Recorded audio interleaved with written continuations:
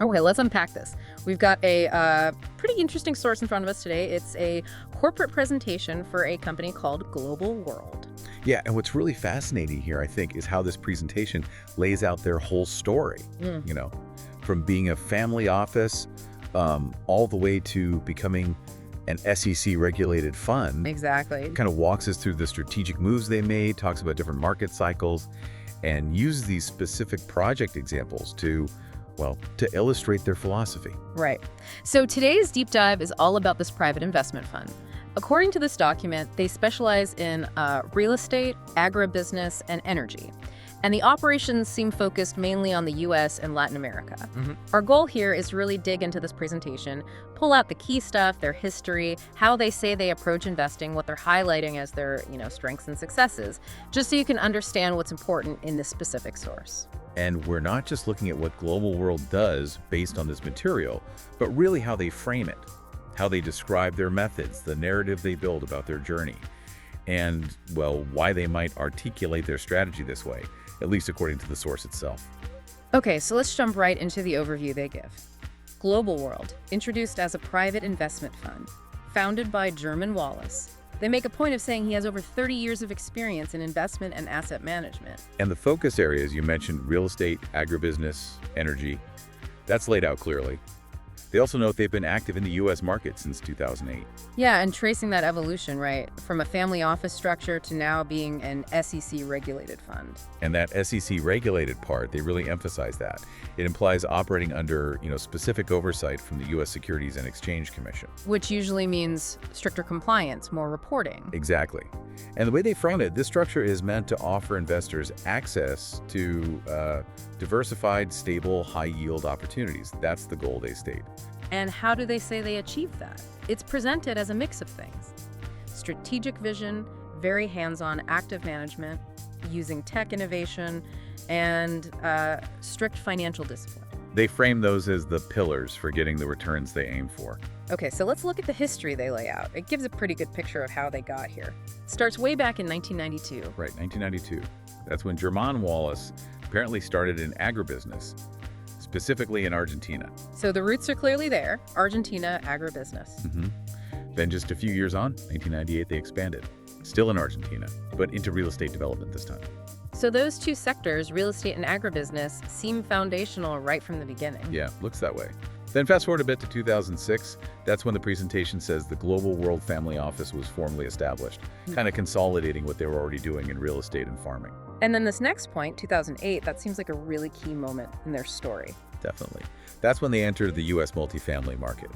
And the presentation makes a point of saying this was during the subprime crisis. Right, entering a huge new market right in the middle of a massive financial meltdown. That's a specific choice they're highlighting. It really is. And by 2010, they show they were steadily expanding that U.S. multifamily portfolio, growing it across 5 different states. Okay, then another key date they flag is 2020. Yep, 2020. That's when they got into the U.S. agribusiness sector, specifically in the Panhandle region. And again, look at the timing context they provide during the COVID-19 crisis. So you definitely see a pattern emerging here in how they present their U.S. entries. Entering major markets during big moments of stress or crisis. 2008, subprime, 2020, COVID. And this pattern seems reinforced by what they say they did next. Absolutely. Take 2022. They highlight making a strategic exit from the multifamily market. And the reason stated: inflated asset prices. Exactly. So entering U.S. real estate when things crash, prices are low, stress is high, and then getting out when they perceive prices are inflated. That's a very clear strategy being presented. And it seems like it continues based on the timeline. It does. For 2024, the presentation mentions forming an alliance with banks, specifically to negotiate mortgages that are nearing default. Okay, so still focused on distress. Right. And then for 2025, they explicitly state they plan to resume acquisitions, focusing again on distressed assets. It really feels like the core narrative they're crafting is about spotting and acting on opportunities that, often pop up when market conditions are tough or assets are troubled. And tied right into this whole historical narrative, They make let's say, a very confident claim in the presentation. Yeah. From 1992 to the present, global world has never defaulted. Wow. Okay. Never defaulted. That's quite a statement. Covering over 30 years, different countries, multiple economic cycles. It's a significant assertion in any financial context, for sure. It's clearly meant to signal, a strong track record of financial stability, maybe effective risk management, at least according to their telling. So let's dig a bit more into their stated investment philosophy, the kind of pipeline they talk about. The core idea, they say, is investing only in projects where they feel the risk is controllable. Right, controllable risk. And where they can be actively involved in managing the asset themselves. That hands-on piece again. They also add something interesting. If the right opportunities aren't there, they say they'll focus internally, strengthening operations rather than just jumping into deals that don't fit. Which suggests a certain discipline, if followed. They also outline a kind of rhythm, a pace of growth. Yeah, executing roughly 2 projects a year in the US and about 1 project annually in Latin America, specifically Argentina. And the types of projects listed, they fit right in with the history and philosophy we've seen. Multifamily in high-growth U.S. markets. The acquisition and, importantly, the repositioning of distressed assets, which we saw examples of in their history. Right. Then agricultural developments, both U.S. and Latin America, and also participation in strategic energy assets. Now, the presentation gets really specific with some examples, especially in that multifamily space. It seems designed to show this high-stress asset transformation they talk about. They even use the term high lift. Yeah, these case studies from the last 5 years are quite detailed. They're clearly meant to demonstrate the kind of significant value creation they're aiming for. Definitely. Take the property at 1301-1325 Shirazad Boulevard, Opa-locka, Miami. The way they describe it, they acquired it when it was severely deteriorated, like collapsed roofs, barely anyone living there. Sounds pretty bad. Yeah. And they say they transformed it into what they call a zonal benchmark building, meaning like a standard setter for the area, and nearly quadrupled the income. Okay, that's a dramatic turnaround story. Then there's another one, 111915 to 133rd Ave in Largo, Florida. Right. Acquired 2017, they note that 3-bedroom units rented for just $700 then. After they did their rehab work, they sold it in 2019, and they state the average rent was up to $1,800. That's a big jump in rent in just a couple of years. And then Jacksonville, Florida, 5141 Shenandoah Ave, picked it up after a hurricane hit, only 30% occupied.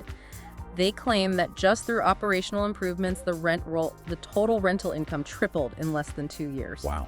Okay. Any others? One more they highlight. Elliott Street and Wethersfield Avenue in Hartford, Connecticut. This was apparently an abandoned building. Someone started renovating it but stopped during COVID. Global World came in, fully renovated it, got it operational, and the presentation says the income increased 5-fold. So these examples, they're not just, putting on a coat of paint. They suggest a strategy of tackling really challenged properties. Exactly. Properties in poor shape or facing major hurdles, and then putting in intensive work rehab management to drastically boost their value and income. For you listening, when a company focuses on this kind of high-lift turnaround, what does that suggest? It implies they're trying to unlock value through really hands-on effort, aiming for potentially higher returns than you might get from just buying stable assets. It's about creating value where others might just see, problems. Right. Now, switching gears a bit to agribusiness, the presentation emphasizes this isn't new for them. It's a sector where they have a long history and leverage experience from both the U.S. and Argentina. Yeah, experience in land management, production.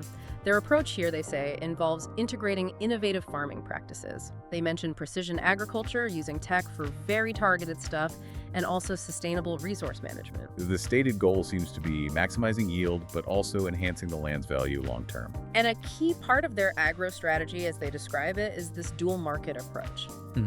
Combining, as they put it, the agricultural heritage and know-how from Argentina with the advanced technology and scale you find in the U.S. market. The argument in the presentation is that this specific blend creates diversified, high-yield portfolios in agriculture.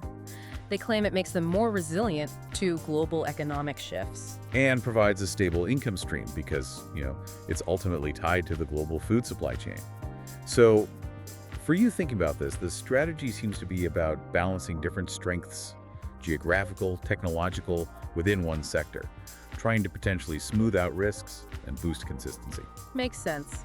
The presentation also gives a quick mention of some family developments back in Argentina, just a couple of examples. Right, they briefly touch on that history. They mention Weston Plus, described as a developer focused on modern family-type residential projects, apartments, gated communities. And the focus points listed are things like quality, design, comfort, security, being close to nature, pretty standard development goals. And the other one mentioned is Altos, described as a private, sort of high-end neighborhood project in Pilar, Argentina. Big scale, 343 acres, large lots, averaging 30,000 square feet. They also list amenities, sports facilities, pool, gym, clubhouse, and even mention that the Champagnat School and its sports club are part of it. Okay, so moving from the specific projects back to the operational side, the presentation puts a lot of weight on their commitment to security and transparency. Definitely. They keep linking it back to being an SEC-registered fund, saying this means they uphold the highest standards. The claim is that this structure ensures investment processes are supervised, investor capital is protected, and they're fully compliant with regulations. That's the pitch, anyway. And they list some concrete things to back this up, like internal controls and audits. They specifically mention using independent third parties, giving Crow as an example. They also point to having strict KYC Know Your Customer and AML anti-money laundering protocols in place. Standard practice for regulated entities, but they highlight it. Also, corporate governance structures. Things like investment committees, advisory committees, meant to ensure decisions are well vetted. And of course, regular reporting, financial statements, updates to investors, keeping people informed. For you, considering any investment, why does a company emphasize these things so much? Transparency, following regulations, having good governance. These are usually presented as absolutely crucial for building trust, right? Giving investors a sense of security about where their money is going. Exactly. It's foundational for trust. The presentation also slips in a note about an educational commitment. Oh yeah, collaboration with Universidad Festa, supporting entrepreneurs through a business incubator, offering mentorship, real-world experience. And they also mentioned participating in a book presentation, something co-authored with Brian Tracy. Okay, so finally, the presentation kind of wraps up with an invitation. Who are they trying to attract? They state they welcome investors looking for seed returns, diversifying their wealth, and getting exposure to what they call the most robust real estate market in the world.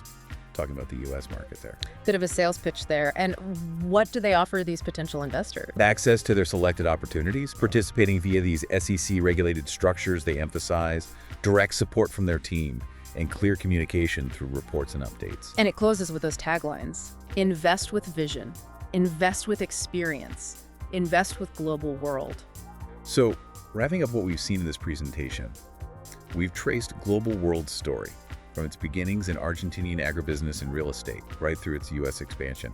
There's that recurring theme of targeting opportunities during downturns, especially in real estate. We saw how they describe their very hands-on strategy for turning around distressed multifamily properties, how they position their agribusiness using experience from 2 continents and adding tech. Briefly touched on their Argentinian developments too, and then there's that strong emphasis on transparency, security, and being SEC regulated. Right. So we've seen this stated pattern, entering markets when things are tough, focusing explicitly on distressed assets. And alongside that, this very strong claim, never defaulted since 1992. Now, if you consider that approach, seeking opportunity in distress, which inherently can carry higher risk, but you balance it against the never defaulted claim and their stated commitment to controllable risk and operating under SEC rules, well, based purely on how they present themselves here, what does all that suggest to you about the potential upside they're pointing to versus the inherent challenges or risks that strategy might actually involve? It paints a complex picture, doesn't it?